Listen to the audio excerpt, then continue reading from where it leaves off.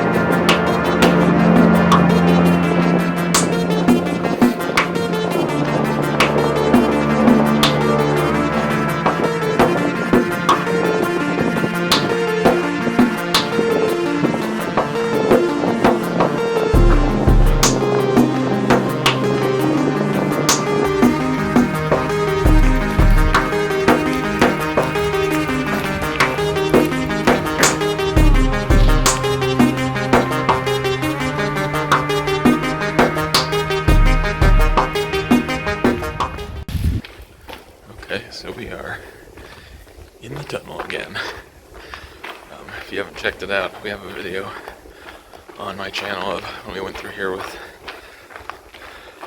the boys several months ago, and the crazy thing is, when we did that one, it was actually raining that day, it was cold outside, and then it was much colder in the tunnel.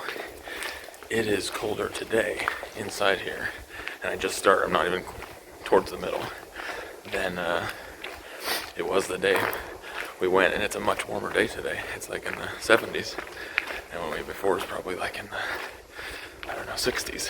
It's colder in here today, so I don't know what's up with that, but so if you haven't seen that video, yeah, it's 2.5 miles in the dark. You can barely, it won't show up on camera, but you can barely see the pinpoint of light at the other end when you start in, which is nice, so at least, but it feels like, not as long, but when you're walking, it feels like that pinpoint of light is never getting closer. So, yeah, not a lot to film because you can't see a lot. There's the entryway I came in. Definitely something to check out if you're in the area because it's like nothing that I've ever done before. It's super cool and super cold.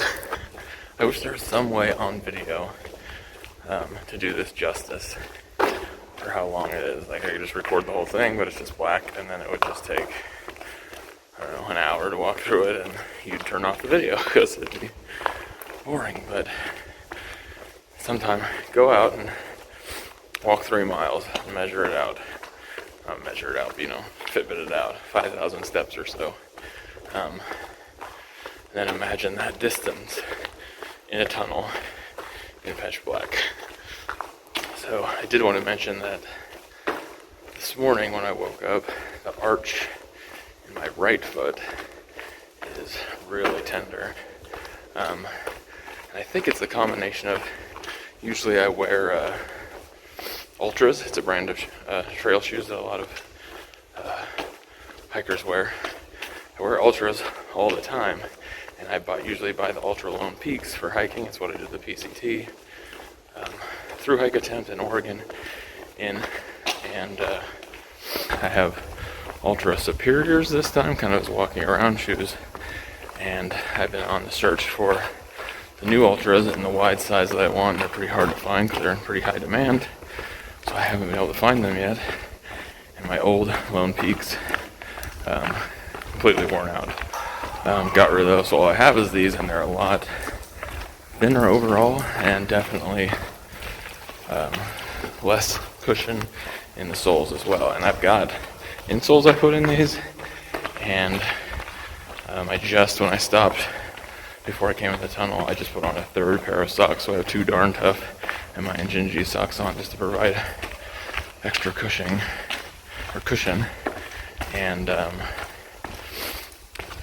yeah, it's still, I stretched it out a lot when I stopped and tried to rub the knots out of the arch or whatever, but it is still tender. So I was looking at earlier today getting all the way to Lake Easton, but that's not going to happen mileage wise.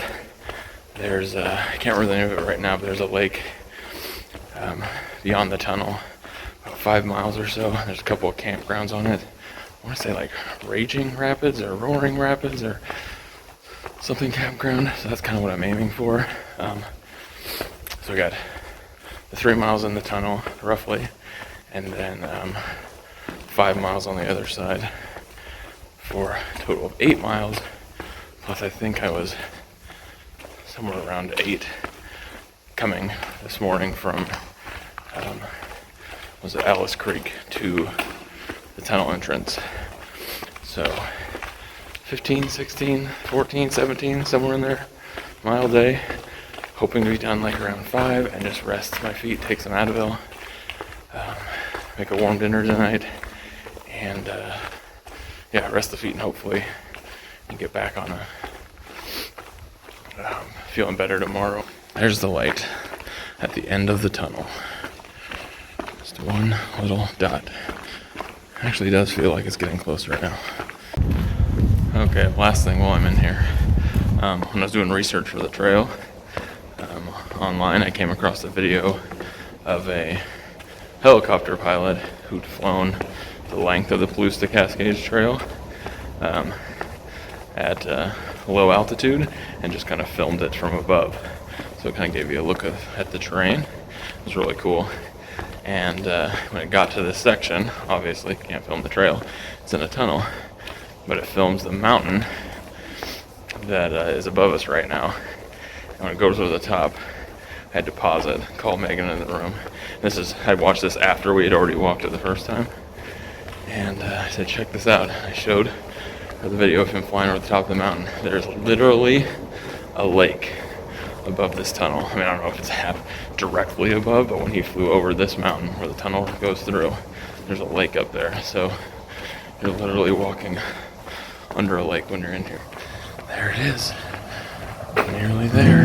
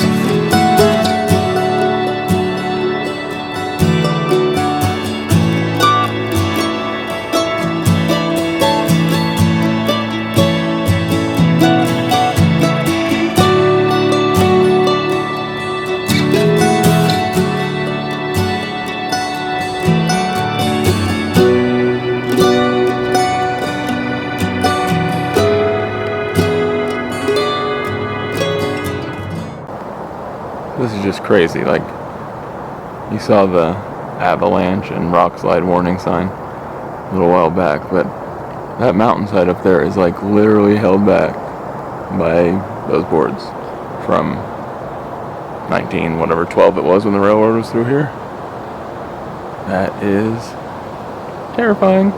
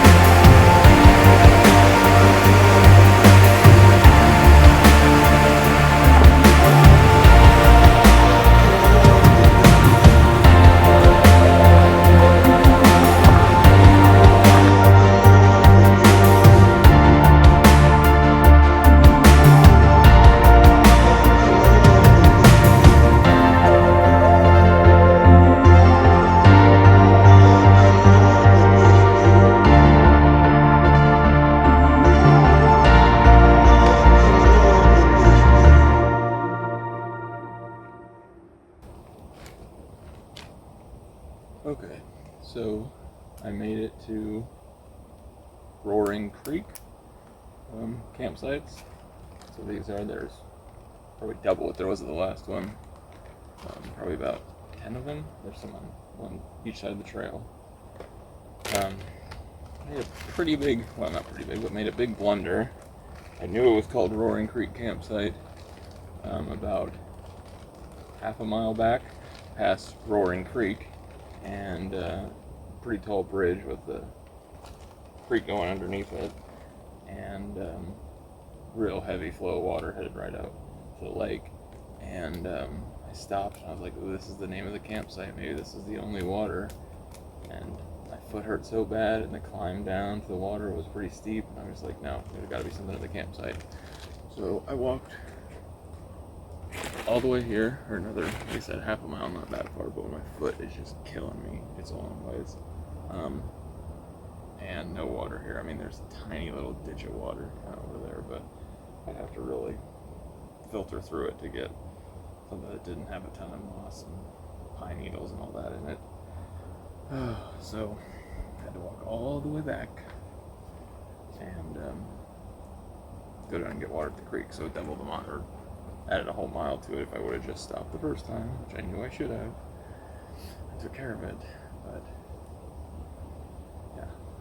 Lesson about water: when there is water, get water. Don't wait and assume down the line, because it feels like most of the time there isn't. So this is my Knock brand bladder. That's what I fill up the dirty water, scoop it out from the lake or the creek or the pump or the whatever it is, fill it up with that Sawyer Squeeze. There's a Sawyer Mini, don't get a Sawyer Mini.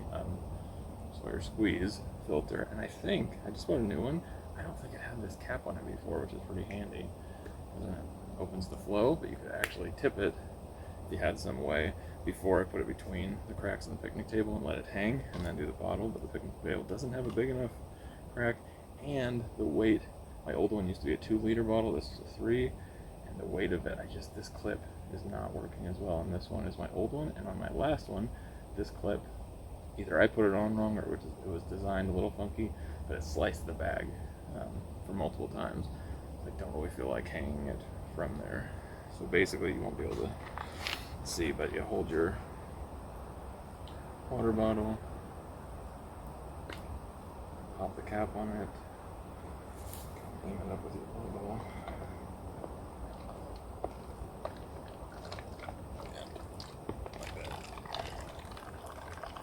Filters in. If you had a tree, or you can rig up some system I've done before where you just let it hang and let gravity do it. That's the easiest way to do it. Takes a tiny bit longer, but not much with the squeeze. It's pretty quick. And then if you want to speed it up, it's a little bit harder with the bigger bladder, but you can squeeze the top of it and it goes through a little bit quicker. So anyway, foot still is not good. I'm gonna eat and take some Advil. It's a little chipmunk. I'm gonna eat and take some Advil and elevate it and try to just stay laying down. I mean, it's probably about 5:30 now, so I've got all night, all morning. I think I looked at it's like 13 miles to Easton tomorrow, if that's the plan. So no rush to get up like super early. I can just cut into sections throughout the day and lay down in between if it's bothering me. My hope kind of for the future of this trail is if they put in more little sites like this along the way. I mean, I'm starting to kind of think, I don't know if I said this already, but I'm starting to kind of think there's a reason people don't hike this trail, or at least through or section hike it, because the gravel, I mean, it's made for bikes. I mean, it's much better for bikes. And the gravel is just doing a number. Plus I don't have the right shoes, so it might be on me. Maybe if I had better shoes, that wouldn't be the case, so I don't know. But anyway, if they put in more little campsites like this along the way and spaced them out every, 10 miles or so, and then could obviously finish the trail and do the same thing kind of on the eastern side, this would be perfect. in some ways better than what they have on most of the PCT. I mean, there's campsites, but it's like people have made it. It's not like these flat gravel pictures. So nice. And then they all have pit toilets and at least a few picnic tables. It's like, man, I know obviously that's not doable throughout the whole PCT, but in comparison, because it's a bike trail too, that's the way to get people out here, is do more of these like that, because I'm not sure going forward from here. At Easton State Park, there's camping there. I'm going to play Ellen, like I said, I'm a little iffy about. And then I'm getting picked up in Thorpe, so it won't matter. But that was kind of the reason I had Megan pick me up in Thorpe, was because there really wasn't anything as far as camping after that I could find. I mean, I'm sure you could just set up on the side, but a lot of the area, once you get Play Ellen probably on, it's pretty really exposed area. I mean, farmlands, and then you got just like rolling, desert-looking hills. So there's not, I mean, you're pretty exposed if you just camp out in the middle of nowhere. So both the combination of someone coming along and being like, hey, well, what the heck are you doing out here? You can't camp here. And the fact that the wind in that area is already bad. And then if you were just out in a tent with absolutely no cover whatsoever besides the tent, would be crazy. But if they could put in a few things like this, or maybe even some shelters on the east side. I know that's a little much to ask when it's not that popular, but you get more people coming through doing the whole thing that way, and that is nothing but good for the communities along the trail. So I don't know, just a thought. Anyway, this is my stove set up, hot for water. You get the little canisters, they fit right inside there, that's perfect. Stove goes on top, lighter. I don't use it very often. I think on the whole Oregon section of the PCT, I cooked like 3 hot meals. It just nothing sounded that good. But when I went out with my dad on the sister's hike, we used it a couple of times. I feel like if you're a coffee drinker, which I'm not, not warm coffee, definitely makes sense. You have to have coffee every morning. I'll tell you what, this morning, at least hot chocolate or something sounded really good.